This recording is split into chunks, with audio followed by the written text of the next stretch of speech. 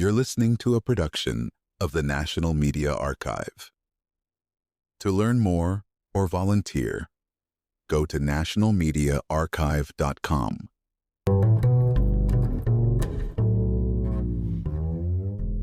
Let's set the stage. It's the late 1960s. Pontiac, Michigan is searching for a future.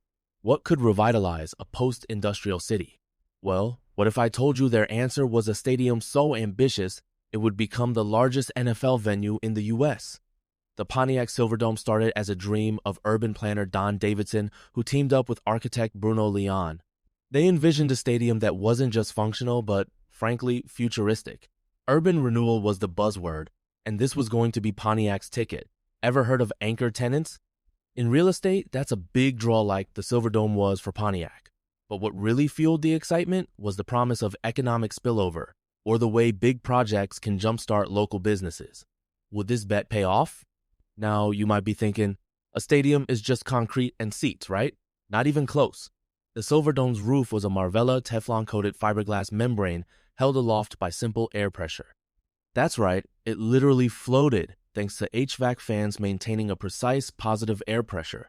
Think of it like a giant bouncy house, but for football. This air-supported roof concept, borrowed from aerospace engineering, allowed the stadium to operate year-round, resisting Michigan's punishing winters. But here's the tension. Such innovation meant vulnerability.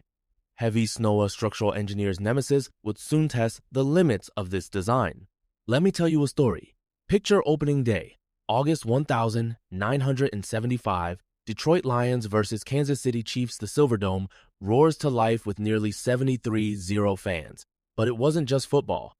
Imagine the Rolling Stones, Madonna, even Pope John Paul II, a papal mass with 95,000 attendees. Here's where the concept of multi-use venue shines. Unlike cookie-cutter stadiums, the Silverdome was a chameleon, transforming for concerts, monster truck rallies, even the 1994 World Cup's first indoor match. Why does that matter? Versatility equals revenue streams. The Silverdome was more than a sports arena, it was a cultural landmark. Now, every boom has its bust.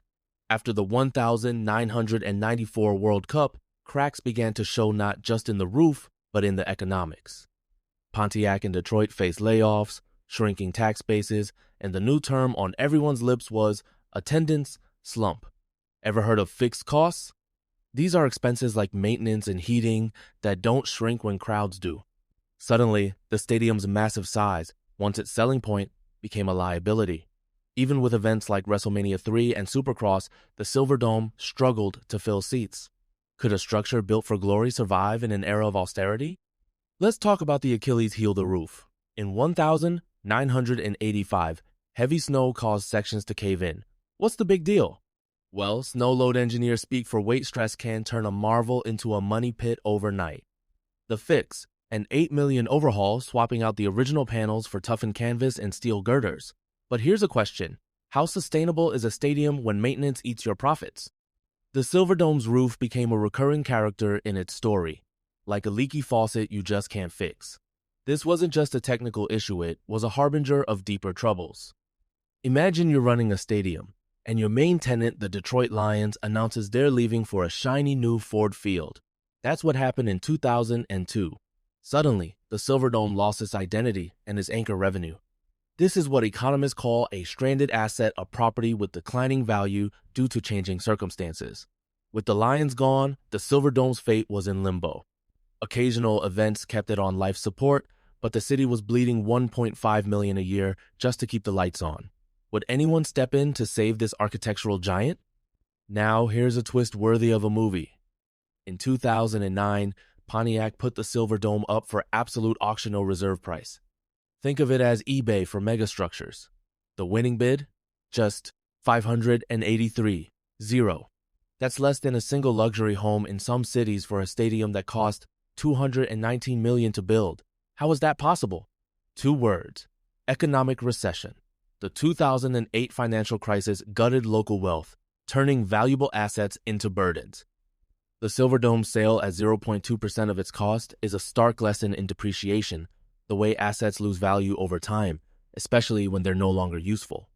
So, you're the new owner. What would you do with a giant, mostly empty stadium?